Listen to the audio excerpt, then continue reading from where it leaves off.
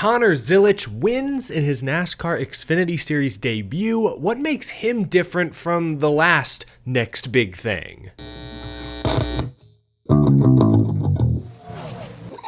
How's it going, y'all? My name is Eric. Welcome to Out of the Groove. Happy Monday, folks. Talking Connor Zilisch today, also power rankings. But before we get to that, let me tell you about my friends at Peanut Patch. They'll be at Bristol Motor Speedway this weekend, so keep an eye out for their display if you're heading to the track. Boiled peanuts are Peanut Patch's specialty. They boil them right in the can. Their stuff is always fresh. Their peanuts are cooked less than 24 hours after they're harvested from the farm. Peanut Patch is available at Walmart and Sam's Club. Head to peanutpatch.com to learn more. Also got all their social media links down in the description below, and say hi to the folks at Bristol if you see them this weekend. My updated Cup Series power rankings are on deck, but I would be remiss if I didn't first address the elephant in the room. This elephant's name is Connor Zilisch. He just turned 18 years old earlier this summer. On Saturday, he made his NASCAR Xfinity Series debut at Watkins Glen. He qualified on the pole, drove out to a 10-plus second lead in the opening stage, survived the tumultuous late race restarts, and won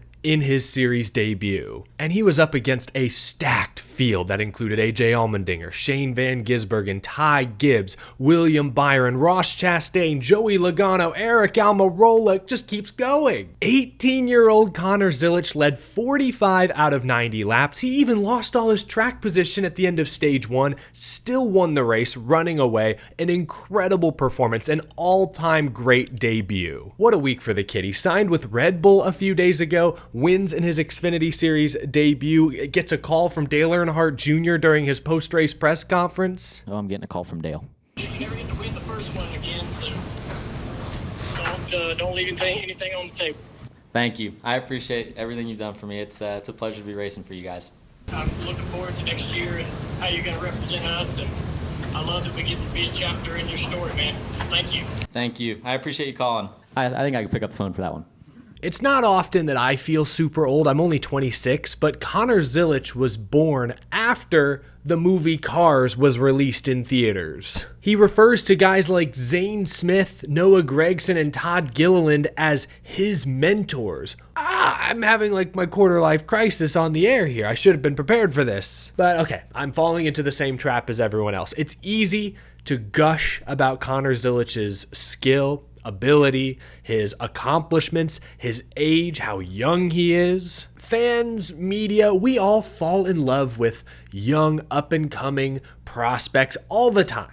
And often these drivers do amount into something. Like even Joey Logano, after his first few years in Cup didn't look so great, he found his footing at Penske. He's a two-time champion, future Hall of Famer. Sometimes guys come out of nowhere, like a Jimmy Johnson, but other times we do get these predictions right. Kyle Larson, another driver, took a few years, found his footing at Ganassi, got to Hendrick, now he's a future Hall of Famer. Like most of the time, the truly top prospects do amount to something, but sometimes they don't. Sometimes there can be false flags. I don't think that's Connor Zilisch, though. I think Connor Zilisch is one of those prospects who is going to work out. Sure, his roots are road racing, which separates him from many of the other prospects in stock car racing. Zilisch grew up racing go-karts, winning championships here in the States, going to Europe, beating European kids. He's got class wins in both the Rolex 24 and the 12 Hours of Sebring. He's a Mazda MX-5 Cup Rookie of the Year. In ARCA this season, he's won in 5 of his 6 starts. Of course, this weekend, first driver since Ty Gibbs to win in his first career Xfinity start. Ironically, both wins came at road courses. Gibbs won at the Daytona road course, I think in 2021. Obviously, Zilisch here at Watkins Glen. Zilisch also became the second youngest Xfinity Series winner ever behind Joey Logano. So road course racing is his background. He'll go full-time Cup racing next year with Junior Motorsports. Remember, he signed to Trackhouse, but he will race the 88 full-time for JRM next season. He's only been racing ovals for a couple of years, so next year is going to be interesting. We can compare him to other prospects, sure, like a Ty Gibbs, who won in his Xfinity Series debut as well, but Ty Gibbs, his background was ovals. He was on the NASCAR pipeline from a young age. Maybe we could compare Zilisch to like Larson or Christopher Bell. They didn't come from road racing, but they came from dirt and early on established themselves as legit NASCAR prospects, and sure enough, it's worked out for both of them. Maybe we could compare Zilisch in some ways to like a William Byron,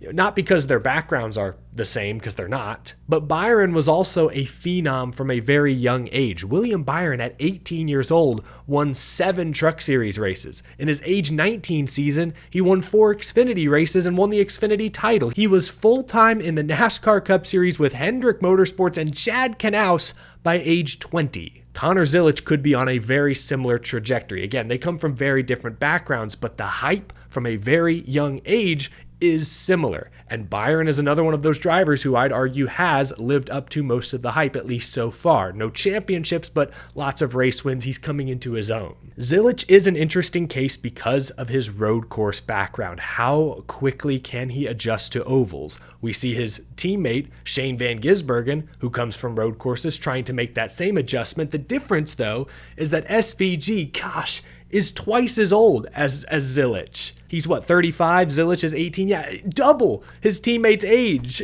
So I guess there's hope that Zilisch, being a lot younger, can make the adjustment, can adapt even quicker than SVG's been able to. And I think most folks have been fairly impressed with Shane Van Gisbergen's adaptability this season. Zilisch will face a similar challenge next season. So I guess, in conclusion, I was extremely impressed with what Connor Zilisch did at Watkins Glen. Not only did he win the Xfinity race, he also dominated the ARCA race the day before. Really incredible stuff. I guess I'm here to say that what makes him different is his road course background. Early on, Zilisch wanted to go F1 racing. It was only later in his career that he pivoted to stock cars. So this is going to be an adjustment next year. If you're asking me, will he pan out? Will he live up to the hype? I say most likely. What is the hype? 5-time NASCAR Cup Series champion? Okay, that's steep. That is hard for anyone to live up to. But if the expectation is that this kid will win consistently in Xfinity quickly, get to Cup, contend quickly, I'd buy that. Look at Trackhouse. They've got Daniel Suarez under contract for only next year, and neither side sounds super confident regarding the future, so I won't even rule out Zilisch to Cup full-time 2026. Maybe it's only an outside shot, but I wouldn't rule it out, and with winning you're in, win a road course you're in the playoffs. Connor Zilisch absolutely could have contended for the win on Sunday. If Spire had put him in a car, shoot, they had 3 guys finish top 10. I think Connor Zilisch could have dragged him into the top 5, top 3, maybe even the lead. I'm not even kidding. That's how good he looked Saturday in the Xfinity Series race. Anyway, that's my reaction to Connor Zilisch. Yes, I think the hype is deserved. We'll have to wait and see how he adjusts, especially next year, full-time in the Xfinity Series. Leave a comment down below. Who would you closely compare Connor Zilisch to? Can you compare him to any recent drivers? Let me know. Now it's time for my weekly power ranking segment. Watkins Glen was a weird race. As Seth Eggert noted, it was the first time in NASCAR history that no playoff driver, no chase driver finished in the top 5. Not a single one. So needless to say, it was difficult for me to make any huge moves to my top 10, but you'll see that names have shuffled around at least a bit. Let's get started. Out of the Groove Power Rankings post-Watkins Glen. Real quick, some honorable mentions. I hate to drop Kyle Busch out of my top 10, especially with Bristol on deck, but I wanted to focus on some playoff drivers. Also, Chris Buescher, big win, won at Bristol a couple of years ago. Keep an eye on him this weekend, but I want to focus on the playoff guys. One playoff guy that didn't quite make the cut was Chase Briscoe. Won at Darlington, we'll forget about Atlanta, and then had the best run of any playoff driver at Watkins Glen, finished 6th. I'm still not buying them as a top 10 team overall, but they have been impressive the last few weeks. At number 10, Alex Bowman finished 18th. But earned 12 stage points, tied for most of all drivers. Backed up his impressive Atlanta showing. He was also one of the few playoff drivers who didn't make a catastrophic mistake or get caught up in somebody else's mess. The 48 team avoided disaster. They added to their points cushion. He's now plus 41, heading to Bristol where he finished top 5 in the spring. Alex Bowman at 10.